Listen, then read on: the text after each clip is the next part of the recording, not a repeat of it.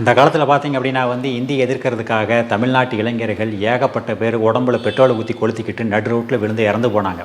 அவர்களையெல்லாம் நாம் மொழிப்போர் தியாகிகள்னு சொல்லி மரியாதையாக சொல்கிறோம். ஆனால் இன்றைக்கி யாராவது அப்படி போய் செய்வார்கள் அப்படின்னு சொல்லி கேட்டால் யாருமே செய்ய மாட்டாங்க. அப்படியுமே ஒருத்தர் ரெண்டு பேர் யாராவது செஞ்சால் கூட அவங்கள லூசுன்னு சொல்லிடுவாங்க. ஏன்னா அந்த அளவுக்கு இந்தியை பற்றிய பார்வைங்கிறது இன்றைக்கி டோட்டலாக மாறி இருக்கிறது. மாற்றினது வேறு யாரும் கிடையாது, இந்த இந்தியை எதிர்த்துட்டு இருக்காங்க தெரியுமா, இவங்க தான். ஏன்னு கேட்டால் இவர்களுடைய வாரிசுகளே யாருமே தமிழ் படிக்கிறது கிடையாது, எல்லாம் ஹிந்தி தான் படிக்கிறாங்க, 3 மொழி படிக்கிறாங்க.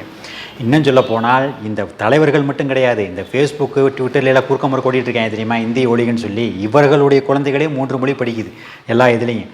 இதை பற்றி கேட்டோம்னா என்ன சொல்கிறாங்க அப்படின்னா அதெல்லாம் நீங்கள் கேட்கக்கூடாது, நீங்கள் படிக்கக்கூடாது அப்படிங்கிறாங்க. சீமானதான் சொல்கிறார், என் மகன் எங்கே படித்தா உங்களுக்கு என்ன, நீங்கள் படிக்கக்கூடாது அப்படிங்கிறார். இது எந்த வகையில் நியாயம்? ஹிந்தி படித்தா பானிபூரி தான் விற்க முடியும்னு சொல்கிறாங்க.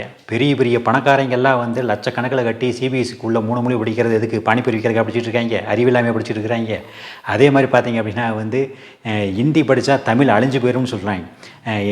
நம்ம பக்கத்தில் இருக்கக்கூடிய ஆந்திரா, கர்நாடகா, கேரளா எல்லாத்துலேயுமே கிட்டத்தட்ட 50 வருஷமாக ஹிந்தி படிச்சுக்கிட்டு இருக்கிறாங்க. அந்த மொழியில் அழிஞ்சா போச்சு. நம்மை விட மொழி உணர்வும் இன உணர்வும் அதிகம் அவங்களுக்கு தான். நம்ம காவிரி முல்லை பெரியார் பிரச்சனையில் நம்ம அதை பார்த்துருப்போம். இந்தியை நாங்கள் தேவைப்பட்டால் படிச்சுக்கோம் அப்படிங்கிறாங்க. எப்போ படிப்பீங்க? நீச்சல் கற்றுக்குப்பா, ஆத்திர அவசரத்துக்கு உபயோகமாகும்னு சொன்னால் நான் தேவைப்படும் போது கற்றுக்கும்னா எப்போ கற்றுக்கிறது? ஆற்றுல அடிச்சுட்டு போகும்போதா?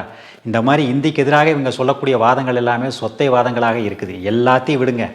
ஒரு +2 முடிச்சுட்டு 2 பேர் வர்றான், அதில் ஒருத்தனுக்கு 2 மொழி தெரியும், இன்னொருத்தனுக்கு 3 மொழி தெரியும் அப்படின்னா அந்த 3 மொழி தெரிஞ்சவன் கண்டிப்பாக ஒரு ஸ்டெப் முன்னாடி தான் இருப்பான்.